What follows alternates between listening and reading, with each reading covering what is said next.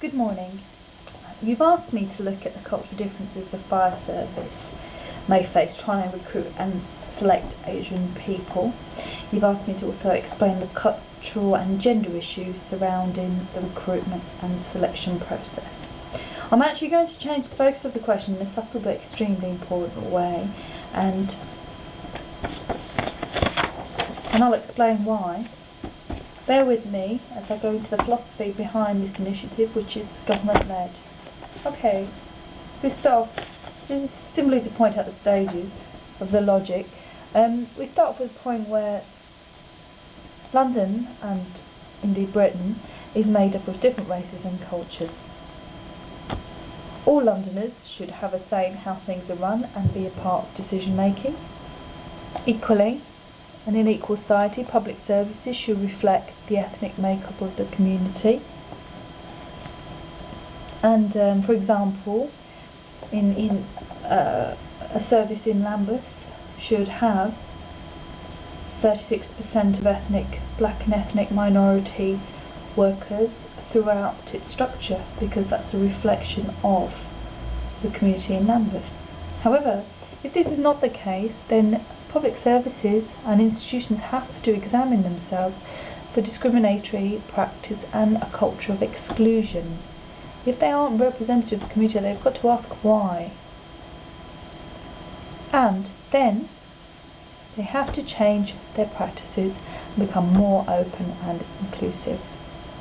The idea is that the desired aim is an end to discrimination and racial equality. That's the outcome wanted. And an equal and fair employer would have a representative workforce made up of all the different groups in the area. What the government is saying, we want you to be an employer with a representative workforce, which then puts the responsibility for making the changes onto the organisation itself. It has to change itself to achieve that result. So the starting point is then, the fire service is not or hasn't been doing the right and proper thing. It needs to change itself to fit all the sectors of the community.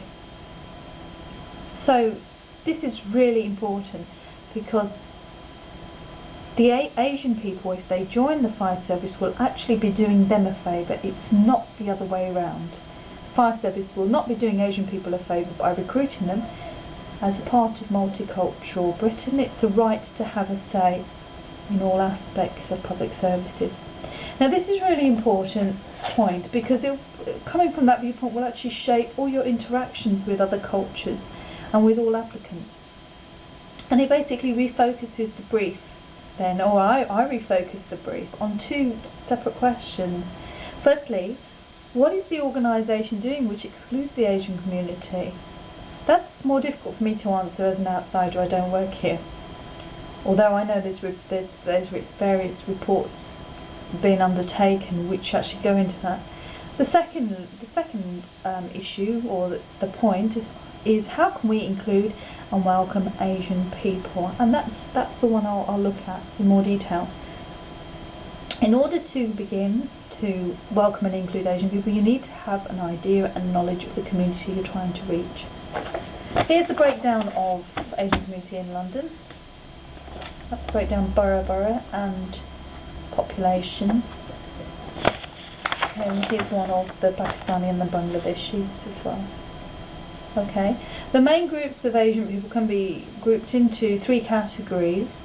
The Indians, who are the Gujaratis, Indian Punjabis and Tamils, and about a third of them are born in this country. There's the Pakistanis, most of whom are Punjabi. It's an area in India. And there's the Bangladeshi and Bengali. The groups can be divided into two quite distinct categories as well, in that Pakistanis are Muslim, and a lot of Bangladeshi and Bengalis also are, and Indians are generally Hindu. This is based on the 1991 census. A new census will come out in 2003 and may show quite significant changes which need to be taken into account. Okay, that's a breakdown of the community. What I would do next if I was given this presentation for real, is that provide this kind of resource. This is an idea. It's a small table which just looks at one particular group, which is the Gujarati group, and I would do this either by the different groups so that people knew a bit more about them, or I would do it by each area, be it borough or however the brigades are actually divided up. Okay.